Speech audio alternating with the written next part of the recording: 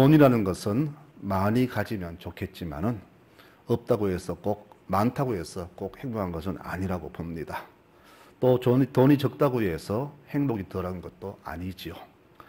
돈이 적으면은 살아가는데 조금은 불편하겠지만은 그 대신 내 속에 자족하는 마음이 있으면은 만족과 기쁨은 다 내 것으로 만들 수가 있습니다. 동물에게 없는 것이 우리 사람에게 있는데 그것이 뭐냐? 바로 욕심입니다. 이 욕심이 과해서 탐욕으로 변합니다.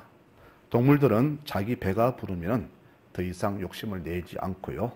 눈앞으로 토끼가 지나가도 놔두지만은 인간은 천년만년 먹을 것을 소유해야만이 안심이 되고 직성이 부리는 탐욕의 동물들입니다. 세상이 왜 각박하냐? 바로 이 탐욕 때문에 그런 겁니다. 그래서 종교들마다 가장 먼저 부리는 것이 비움이지요. 마음을 비워라. 욕심을 버려라. 바로 이 비움입니다. 인생들을 보면은 배가 고플 때보다 배부를 때 더 크고 많은 죄를 지음을 보게 됩니다. 그래서 이 돈이라는 것이 참 중요하지만은 인생을 망치게 하는 주요가 된다는 것을 우리가 마음에 새겼으면 좋겠습니다. 오늘 돈을 마음에 두시면서 오늘 말씀을 들으시기 바랍니다. 오늘 이야기는 머나라는 이야기입니다. 머나, 은으로 만든 돈입니다. 주님은 특히 구월이라는 말씀하실 때는 꼭 돈을 비유로 드시더라고요. 천국을 소개할 때에 천국이 어려우니까 여러 가지 예를 들어서 말씀하시는데 뭐 백합화, 까마귀 뭐 이렇게 말하시지만은 꼭 사명, 생명, 구원에 대해 말씀하실 때는 꼭 돈을 비유로 드십니다. 달란트 비유, 머나 비유가 바로 그 이유입니다. 그럼 이 두 비유가 무엇을 말하느냐? 우리에게 맡기신 그 인생과 사명이 이만큼 중요하다는 것을 알리기 위함입니다. 우리 인생에서 이 돈이라는 것은 목숨만큼이나 귀하지 않습니까? 걱정 중에서 이 돈 걱정이 90% 넘는 것을 볼 때에 이 돈이 인생에 차지하는 것이 얼마나 큰가를 알 수가 있고 이 돈은 바로 목숨 빼고는 제일 중요함을 알 수가 있습니다. 그래서 화폐 단위가 클수록 그 돈의 가치도 높지요. 요즘은 아이들도 최소한 10,000원을 줘야만이 인상을 쓰지 않습니다. 세뱃돈 50,000원을 줘야 얼굴에 화색이 돕니다. 그만큼 아이들도 돈의 가치와 위력을 안다는 그런 말이겠죠. 그래서 돈이 많이 쓰이는 곳, 자주 쓰이는 곳이 곧 우리의 마음이 가장 많이 가는 곳이 된다는 사실입니다. 성경은 말하죠. 물질이 있는 곳에 너희의 마음이 있다. 우리 성도들의 물질은 어디에 누구에 가장 많이 하고 있는지 한번 묻고 싶습니다. 한 문화는 돈 가치가 달란트의 60분의 1밖에 되지 않는 작은 액수입니다. 한 문화는 지금 우리 돈으로 친다면은 몇 달치 임금에 해당하는 그런 액수에 불과합니다. 비교해도 너무나 가치가 다른 돈이 있죠. 하지만 이 달란트와 문화 두 화폐의 비유는 의미가 다릅니다. 달란트는 우리 각자에게 주어진 능력과 기능과 재주를 말합니다. 그래서 사람 중에는 큰 사업을 할 사람이 있고 작은 기업을 할 사람이 있으며 한 국가를 다스릴 만한 지도자가 있고 작은 마을을 다스릴 지도자가 있습니다. 하지만 이 달란트를 주신 것은 이웃에게 수고하고 봉사하며 살라고 주신 하나님의 재능입니다. 그런데 문제는 뭐냐? 내게 없는 이 재능을 불평하고 남의 재능을 시기하며 탐내며 세월을 허수한 종이 있음을 볼 때에 우리가 얼마나 탐욕의 인간인가를 비유해서 알 수가 있죠. 반면에 이 문화는 모든 사람에게 골고루 주신 하나님의 선물, 하나님의 은총을 말합니다. 이 세상 사람이라면 누구나 다 하나님의 은총 속에 살고 있죠. 주신 자연 속에서 살고 있고 하나님이 허락하신 수명 속에서 살고 있습니다. 모두가 다 빈손으로 태어나게 하셨고 죽을 때도 빈손으로 가게 하셨습니다. 하나님은 이렇게 모든 인류에게 공평하신 분입니다. 단 공평하시지만은 사람은 자신의 성실함과 그 재능에 따라서 부하게 살 수도 있고 어렵게 살 수도 있다는 사실입니다. 출발선은 같지만은 사는 방법과 모습이 다 다른 것은 개인의 생각과 노력과 삶의 방향이 다 다르기 때문입니다. 오늘 문화 이야기는 그겁니다.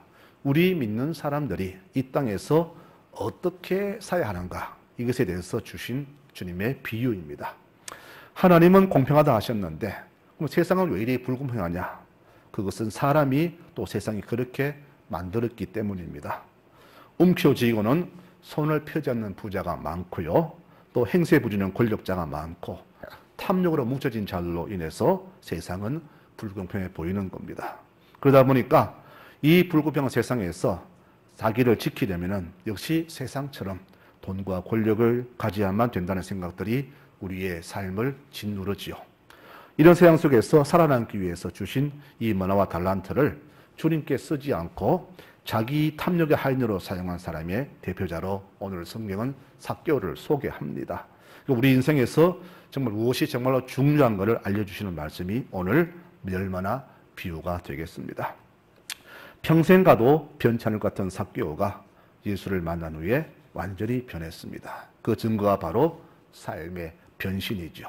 주님, 내 재산의 절반을 내어서 구제하겠으며 남의 것을 빼앗았다면 내가 4배나 갚겠습니다라고 삶의 변화를 선포합니다. 여러분, 바로 이겁니다. 삶의 변화가 있어야 진짜 변화요. 그것이 진짜 회개입니다.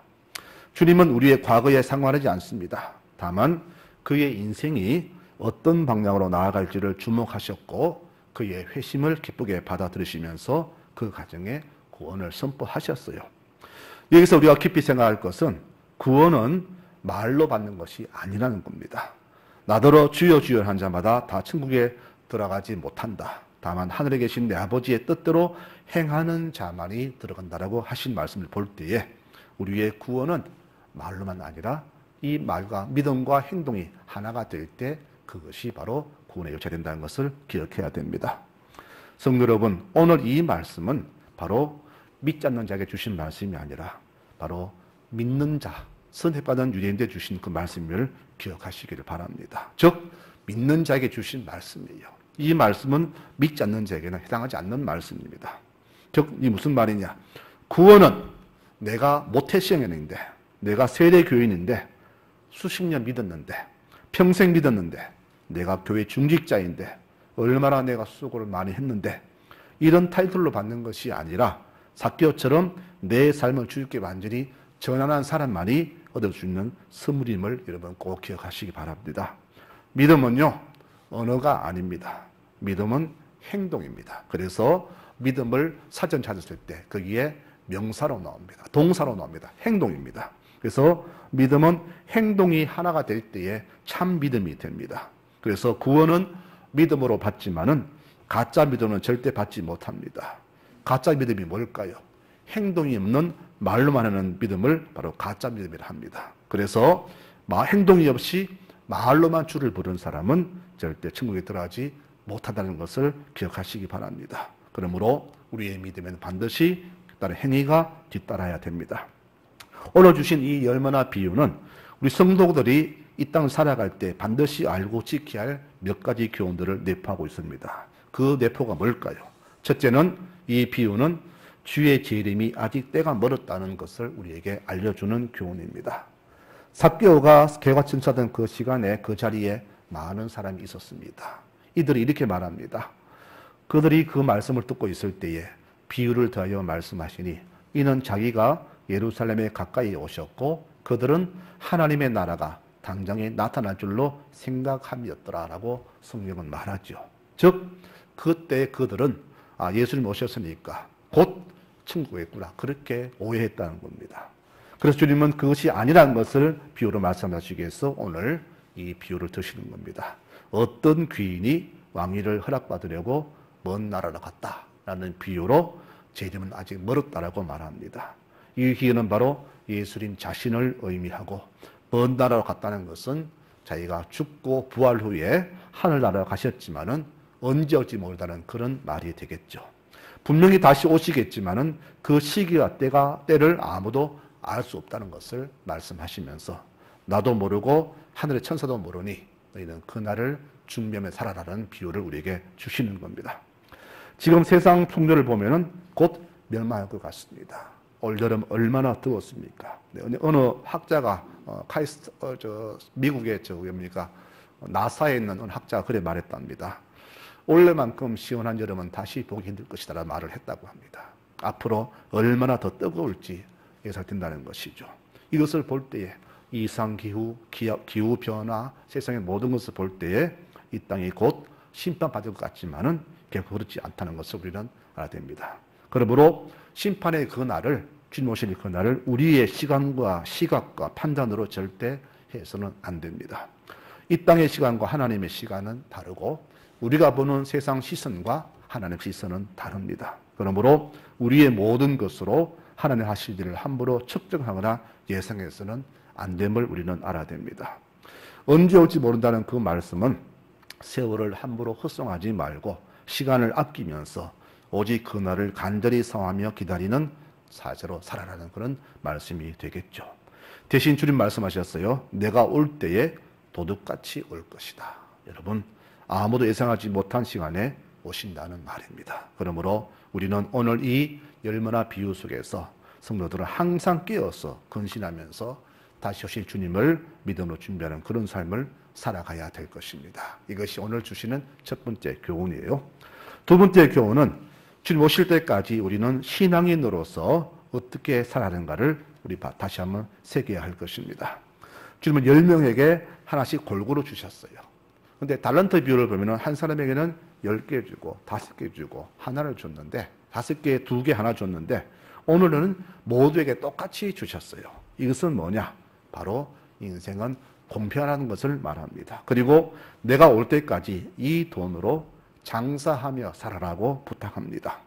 여기서 오늘 우리는 믿는 자들이 인생을 어떻게 살아야 할지를 가늠할 수 있죠. 우리 인생은 정말로 귀합니다. 이 뭐냐는 은으로 만든 돈인데 우리 인생은 이 은처럼 정말로 존귀한 인생임을 알아야 됩니다. 천하보다 귀한 것이 생명이죠. 그러므로 하나님 주신 이 귀한 생명을 함부로 살지 말고 귀하게 여기며 열심히 살아야 됩니다. 모든 인생이 다 귀하지만은 특히 믿는 자의 인생은 하나님이 더 귀하게 보십니다. 시편 116편 15절에 말하기를 그의 경건한 자들의 죽음은 여호와께서 보시기에 귀하다라고 말씀하셨어요. 세상 사람들은 자기 인생을 자기 뜻대로 살지만은 우리 성도들이 저들처럼 삶을 함부로 막 살아서는 안 되는 이유는 한번아 즉 내게 주신 이 80의 인생 속에는 그들이 갖지 못한 이 구원이라는 축복이 있기 때문입니다. 여러분, 그래서 그 농부가 밭을 갈다가 그 금상자를 발견하고는 묻어두고 재산 다 팔아서 그 밭을 샀잖아요. 즉 우리 인생 속에는 같은 80의 세월이지만은 저들에게 없는 구원이라는 선물이 있다는 것이죠. 그래서 우리는 이 80인생을 저들과 다르게 살아야 되는 겁니다. 우리는 천국 보물을 자꾸 하늘에서 찾는데 성경은 천국 보물은 땅에 묻혀있다고 말합니다. 여러분, 농부가 보물상자를 땅에서 찾았고 진주장사가 이 땅에서 그 귀한 진주를 발견했듯이 바로 하늘의 보물은 이 땅에 있다는 겁니다. 그래서 우리가 눈을 뜨고 귀를 열고 찾을 때에 이 땅에 하늘의 보물이 있음을 보게 될 것입니다. 겉으로 볼 때에 모두의 인생 80년은 길이는 다 같을지 모르지만은 대신 그 인생의 무게와 값어치는 다 다릅니다. 그래서 이 열매나 비유는 우리 믿는 자들에게 주님이 오시는 그날까지 정말로 우리는 값진 인생을 살아야 한다는 의미를 주는 교훈이 됩니다.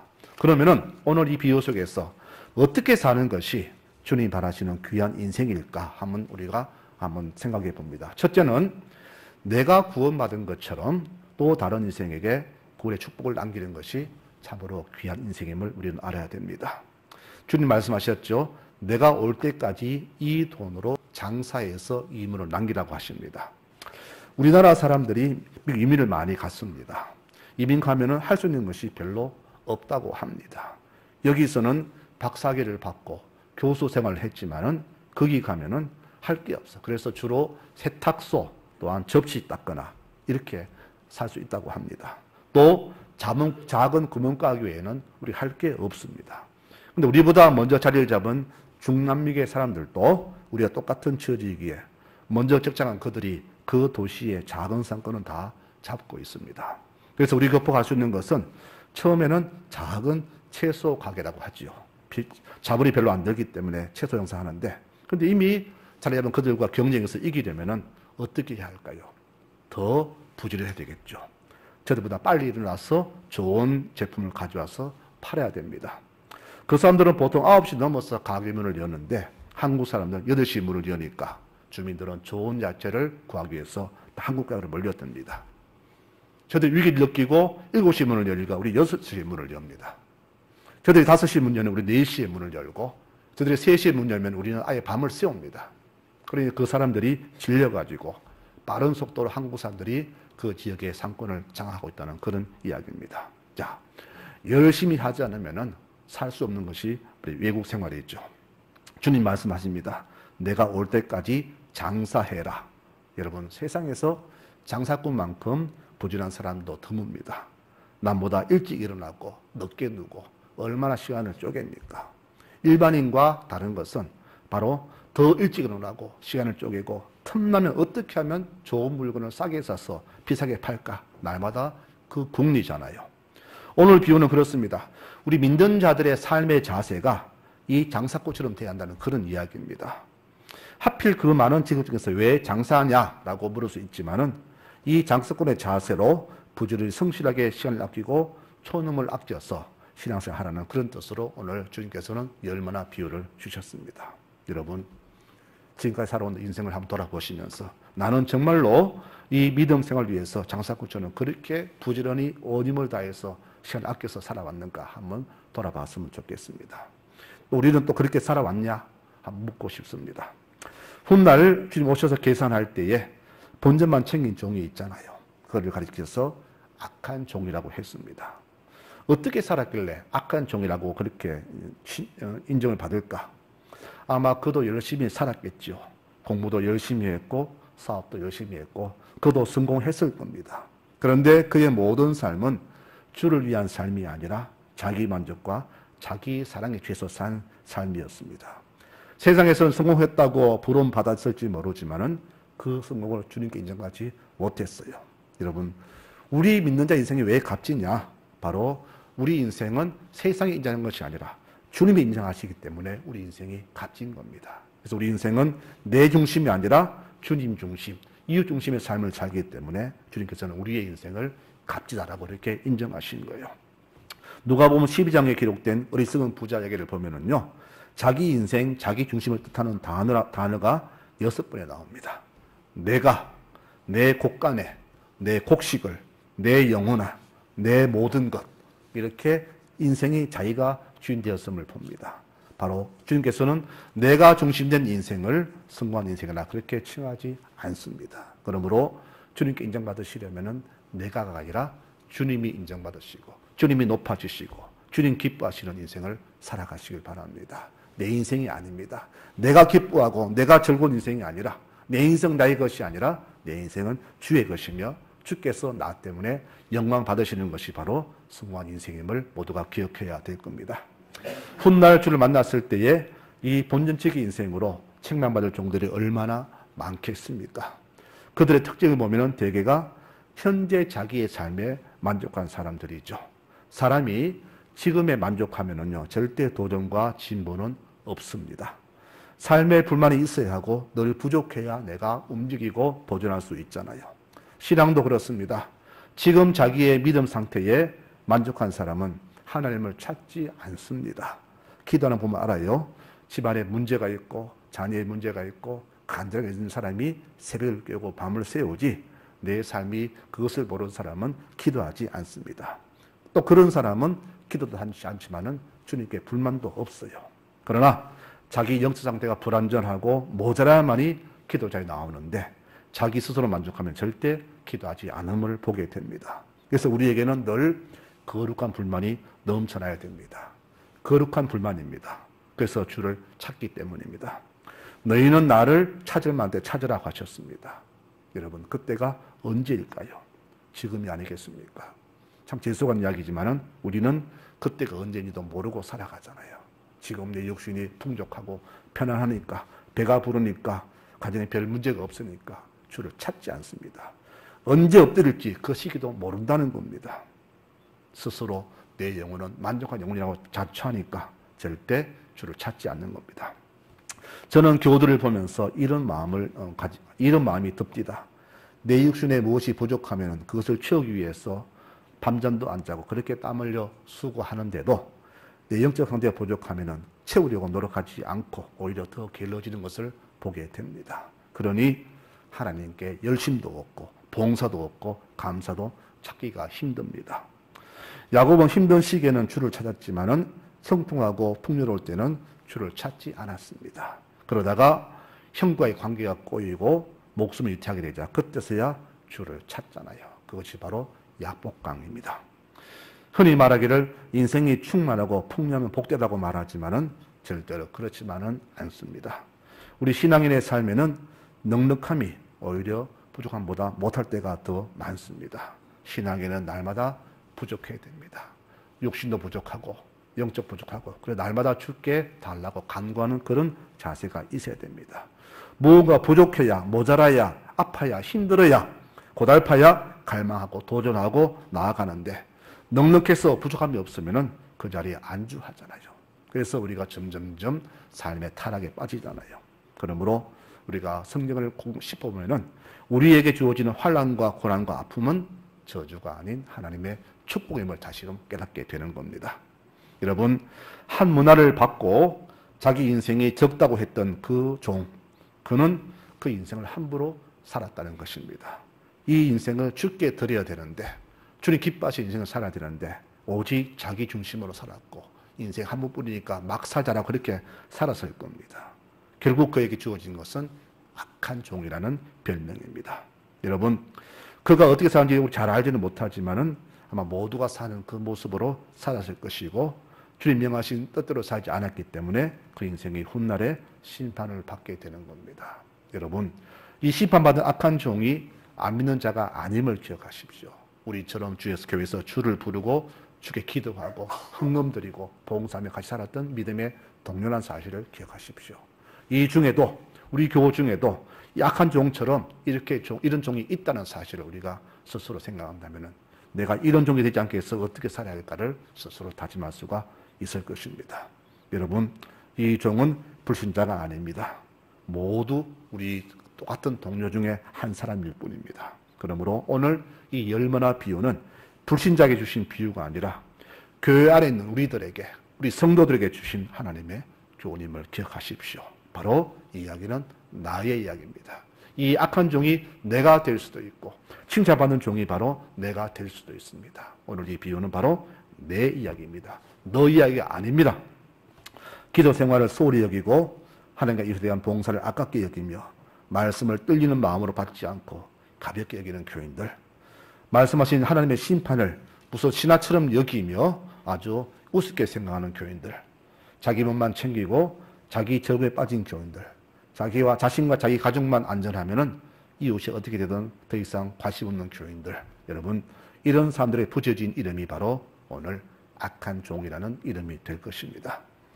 장례식에 가면은 조개 때 유언답시고 이렇게 말하죠. 고인은 선하게 착하게 사셨기 때문에 좋은 곳에 가셨을 겁니다라고 말합니다. 그러나 하나님의 삶을 살지 않은 인생은 이 땅에서 어떻게 살았든 그는 그저 악한 종이 될 수밖에 없다는 사실을 여러분 꼭 기억하십시오. 어떤 분이 이렇게 말합니다. 본전치기 했네. 뭐 남에게 피해 안 주고 자기 인생 살면 됐지. 남에게 피해 안 주고 돈 안 받고 잘 살았잖아. 이렇게 말할 수도 있습니다. 그러나 그건 우리 생각입니다. 주님의 생각은 그 주신 것을 배로 남기는 거예요. 자기만 살라고 주신 게 아니라는 겁니다. 그러므로 우리가 악한 종이 되지 않으려면은 이 장사꾼처럼 정말로 믿음 생활에 온 힘을 다해야 됩니다. 일주일에 예배 1시간 드렸다고 자기의 신앙생활 다 했다고 생각하는 분들이 계십니까? 일주일 내내 밥 먹을 때 외에는 기도 한번 하지 않는 교인들이 계십니까? 자기 즐거움을 위해서는 거리와 시간을 마다하지 않으면서도 하나님 성령을 돌보기 위해서 땀 흘리지 않는 교인들, 모두 다 훗날 악한 종이라고 책망받을 그런 분들이 아니겠습니까? 모두가 하늘의 축복을 바라지만 하나님은 하늘문을 열고자 눈물과 고난의 삶을 살려고 하는 자에게만 그 문을 열어주심을 여러분 꼭 기억하십시오. 자식들의 앞날을 위해서 새벽을 깨우고 밤을 꼬박 세우며 마룻바닥에 무릎 꿇어 기도하셨던 우리 어머니들처럼 그 눈물이 없으면 하늘문도 열리지 않을 것입니다. 하나님이 축복의 땅을 수십만 평 주셨어도 여행만 바라고 게을러서 심지 않으면 가르칠 수는 없습니다. 장사꾼처럼 내 피눈물 나는 나의 수고와 노력이 없으면 절대 축복도 없음을 우리는 뼈속 깊이 새겨야 할 것입니다. 우리는 이 땅에 살지만은 이 땅의 사람들이 아닙니다. 사도 바울은 우리 믿는 자들 가리켜서 하나님의 사람이라고 했습니다. 하나님의 사람은 이 땅을 살지 않습니다. 하나님의 사람은 이 땅과 싸우지 않습니다. 육신과 싸우지 않습니다. 거짓 영과의 싸움을 싸우는 사람들입니다. 우리는 평생을 믿음을 무기로 삼아서 선한 싸움을 싸우는 군사들입니다. 적군이 앞에 있는데 안심하고 잠자는 사람이 없듯이 악한 영들이 우리를 구원해서 끌어들이려고 주야로 노리는데 편한 마음으로 잠들 수 있다는 것이 얼마나 신비로운지 모르겠습니다.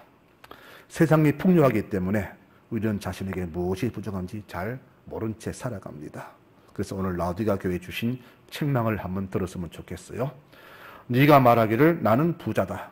부족해서 부족한 것이 없다 하나 네 공고한 것과 가련한 것과 가난한 것과 눈먼 것과 벌거벗은 것을 알지 못하는구나. 내가 권한다. 흰옷을 입고서 네 벌거벗은 것을 가리고 안약을 사서 눈에 발라서 네가 어떤 모습으로 있는지 살펴보아라. 바로 이 교회 주신 이 책망이 바로 오늘날 우리 교회들에게 교우들이 주시는 책망이 됩니다. 지금 우리에게는 들을 귀가 절실히 필요합니다. 들을 귀는 듣고 새기는 귀를 말합니다. 듣고 잊어버리는 귀가 아니라 깨우치고 가슴을 치고 이때껏 해오던 삶에서 돌아서서 삭개처럼 인생을 새롭게 살아가는 시기가 되어야 됩니다. 뜨거운 신앙도 아니고 또 세상을 명철하게 판단하는 신앙도 아니고 네가 미지근하니까 내가 너를 토하여 내버리겠다. 여러분, 토하여 내버린 그 종이 바로 악한 종이 될 것입니다. 같은 인생이지만은 이 땅에 태어나게 해주셔서 또 구원의 백성으로 삼아주셔서 축복하셔서 그것이 너무나 감사해서 내가 받은 이 축복의 인생을 다른 이에게 주려고 애쓴 그 충성된 종은 10명에게 하늘의 축복을 알려주고 구원의 반열에 서게 했습니다. 같은 80인생인데 누구는 10배를 남기는데 누구는 자기 것만 딸랑 가지고 주 앞에 선단 말입니까? 주님이 우리를 땅에 남겨두신 것은 우리처럼 구원의 은혜 받을 자를 남기라는 뜻이 아니겠습니까? 우리가 받은 이 한모나 그 은전은 내 것이 아니라 주님의 것입니다. 즉 내 인생은 내 것이 아니라 주님의 인생이라는 그런 말입니다. 그래서 훗날 우리 인생을 주께서 계산하시는 겁니다. 멀리 가신 주님 언제 오실지 모르는 이 시기에 우리는 살고 있지만은 항상 우리가 인정할 것은 깨어서 긴장하며 다시 오실 주를 기다리는 지혜가 우리 절실히 필요하다라고 말씀을 마무리합니다. 오늘도 내일도 우리의 삶이 끝나는 그 순간까지 주님 명하신 대로 내 인생을 열심히 잘 장사하여서 곱절로 남겨서 주님을 기쁘시게 하는 믿음의 모든 교우들이 되시기를 축원합니다. 여러분 이렇게 살아야 됩니다. 선지자는요, 여러분 축복만을 선포하지 않습니다. 축복을 선포하지만은 더불어서 심판도 저주도 선포합니다. 우리가 말씀대로 살 때는 축복을 받지만은 살지 않을 때 주어지는 심판까지도 선지자는 선포해야 됩니다. 많은 교회가 이런 선포하지 않잖아요. 축복만 선포하잖아요. 저는 분명히 선언합니다. 여러분 축복을 받지만은 그렇게 하지 않았을 때 심판이 온다는 사실도 말씀을 드립니다. 여러분 믿음으로 사십시다. 말씀대로 사십시다. 주님 사랑하는 사람은 주님 말씀대로 사는 사람입니다. 이 말씀대로 한 주간도 믿음으로 살아서 주를 기쁘시게 하는 송나질교의 모든 교우들이 되시기를 축원합니다. 아멘.